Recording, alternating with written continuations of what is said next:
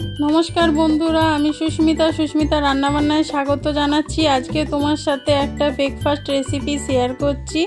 भिडियोटा प्रथम थेके लास्ट पर्यन्त देखार अनुरोध रइल। एखाने आमी किछु आटा निয়েছি, যতটা পরিমাণ তোমরা এখানে নিয়ে নেবে। আমি এখানে 3 বাটি আটা নিয়েছি।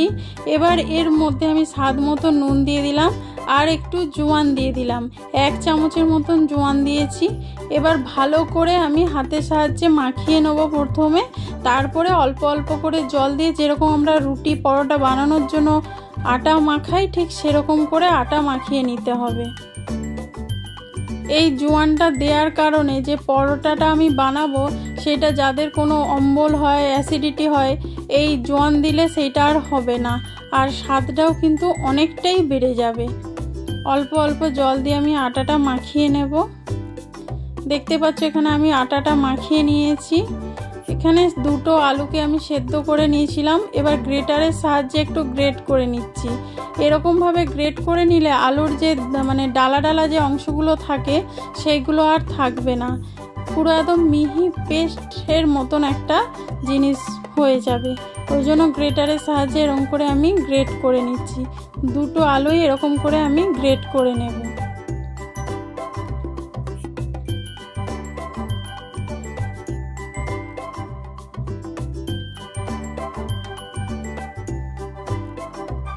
এখানে আলুটা আমি গ্রেট করে নিয়েছি। এবার এর মধ্যে আমি দিয়ে দিচ্ছি স্বাদ মতো নুন।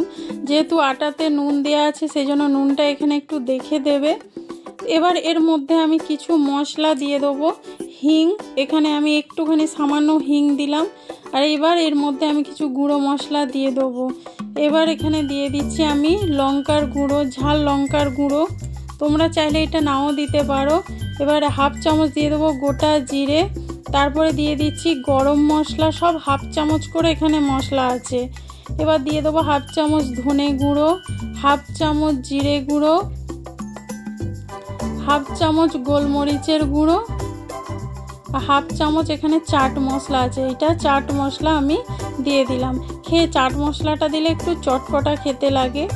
এখানে আমি আদা কুচি, লঙ্কা কুচি আর ধনে পাতা কুচি দিয়ে এবার ভালো করে মাখিয়ে নেব। আমার কাছে ধনে পাতাটা কম ছিল তাই আমি অল্প দিয়েছি। তোমরা এখানে ধনে পাতার পরিমাণটা একটু বেশি দেবে, দেখবে খেতে খুব ভালো লাগে। এবার ভালো করে মশলাটা আলুর সাথে আমি মাখিয়ে নেব। যত ভালোভাবে মাখানো হবে মশলাটা আলুর সাথে তত খেতে খুব ভালো লাগবে।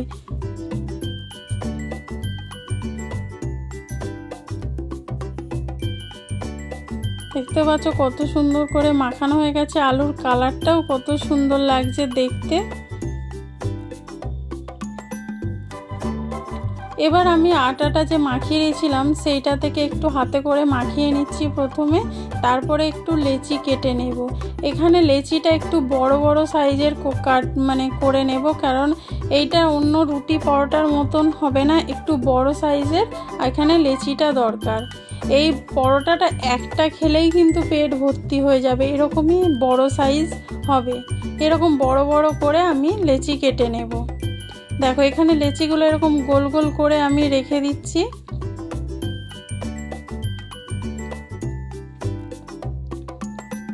এবার এটার মধ্যে আমি দেখাচ্ছি তোমাদের, একটু আমি আলুর পুর দেব এর ভেতরে। দেখো এই লেচিটাকে আমি একটা বাটির মতন করে নিচ্ছি। বাটির মতন করে নিয়ে এর মধ্যে আমি আলুর স্টাফিংটা দিয়ে দেবো। এই পরোটাটা তোমরা শুধুই খেয়ে নিতে পারবে, কোনো তরকারিরও প্রয়োজন নেই। দেখো এখানে মশলা মাখানো আলুটা দিয়ে দিচ্ছি। তোমরা যতটা বুঝবে যে এই বাটির মধ্যে হবে যাতে বেরিয়ে না যায় সেরকম পরিমাণ এর মধ্যে দিয়ে দেবে। দেখো আমি এখানে দিয়ে দিয়েছি। এবার হাতের সাহায্যে একটু চেপে চেপে দেবো যাতে বেরিয়ে না যায় সাইড দিয়ে। আর আমি তোমাদের দেখিয়ে দেবো কীরকমভাবে করলে এটা একটুও বেরিয়ে যাবে না, পুরো রুটির মধ্যে কিন্তু ছড়িয়ে যাবে। দেখো এইভাবে ভালো করে মুড়ে দেবে, তাহলে একদম পুরো বন্ধ হয়ে যাবে, একটুও বাইরে বেরিয়ে যাবে না। এরকমভাবেই আমি সব পরোটাগুলো করে নেব। হ্যাঁ বন্ধুরা, দেখে বুঝতেই পেরেছো আমি এখানে আলুর পরোটা বানাতে চলেছি। এবার এখানে চপিং বোর্ড নিয়েছি, এর মধ্যে লেচিটা রেখে দিলাম, এর ওপরে এবার আটা দিয়ে দেবো। এবার আটাটা দিয়ে ভালো করে হাতের সাহায্যে এরকম করে চেপে চেপে একটু আমি বড় করে নেব। দেখো এরকমভাবে বড় করার কারণে আলুটা পুরো চারিদিকে ছড়িয়ে যাবে, এক জায়গায় থাকবে না। তারপরে যখন আমি বেলবো তখন এটা ফেটে যাবে না।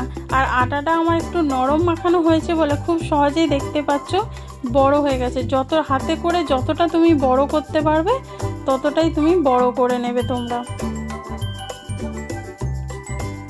এবার আমি বেলে নেবো। বেলার সময় কিন্তু একদম আলতো হাতে বেলতে হবে, একদম কিন্তু চাপ দেওয়া যাবে না, চাপ দিলেই কিন্তু ফেটে যাবে।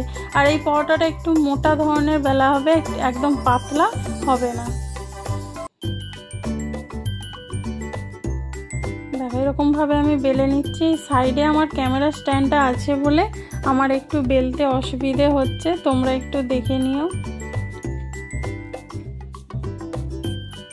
দেখতেই পাচ্ছ আমি যতটা পারছি বড় করার চেষ্টা করছি, কারণ এটা বেশি বড় করলে কিন্তু ফেটে যাবে। একটু মোটা ধরনেরই কিন্তু এটা থাকবে। এই পরোটাটা একটা খেলেই কিন্তু পুরো পেট ভর্তি। তোমরা সকালবেলা টিফিনে বানাতে পারো বা রাত্রে ডিনারেও বানিয়ে দিতে পারো, খুব ভালো লাগবে এটা খেতে। সবসময় রুটি পরোটা একঘেয়েমি খেতে ভালো লাগে না। দেখো আলুটা যে ছড়িয়ে গেছে পুরো দেখা যাচ্ছে, দেখতেই পাচ্ছ। এবার গ্যাসে আমি তাওয়া বসিয়েছি, তাওয়াটা যখন গরম হয়ে যাবে, তাওয়াটা গরম হয়ে গেলে রুটিটা দিয়ে দেবো। আর রুটিটা তোমাদের দেখিয়ে দিচ্ছি, দেখো কতটা মোটা হয়েছে, দেখতেই পাচ্ছ। এরকম মোটা করে একটু করে নিতে হবে। এবার আমি লো আঁচে আস্তে আস্তে করে ভেজে নেব। দেখো একদিকটা আমার হয়ে গেছে, অন্য দিকটা উল্টে নিচ্ছি। প্রথমে এরকম করে একটু সেঁকে নিলে তাহলে ভাজাটা খুব সুন্দর হয়। দেখো অন্য দিকটা আমি উল্টে দিয়ে এবার আমি তেল দিয়ে দেবো।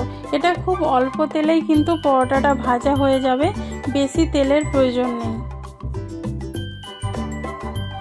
দেখো উপরে 1 চামচের মতন আমি একটু তেল দিয়ে দিলাম। তেল দিয়ে এবার ভালো করে খুন্তির সাহায্যে একটু লাগিয়ে নিচ্ছি, লাগিয়ে তারপরে উল্টে নেব।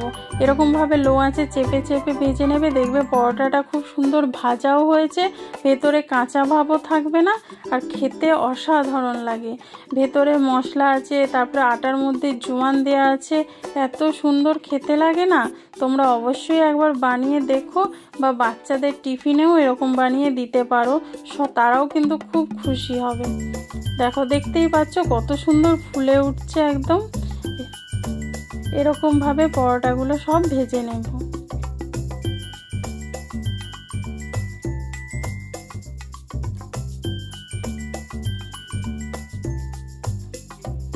দেখো চেপে চেপে সব ভেজে নিচ্ছি, কত সুন্দর ভাজাটা হয়েছে। এটা ভাজা হয়ে গেছে, নামিয়ে নিচ্ছি। তোমাদেরকে আমি আরও একটা ভেজে দেখাচ্ছি। দেখো একই রকমভাবে আমি উল্টে পাল্টে আগে সেঁকে নিচ্ছি, তারপরে এবার আমি ভেজে নেব তেল দিয়ে।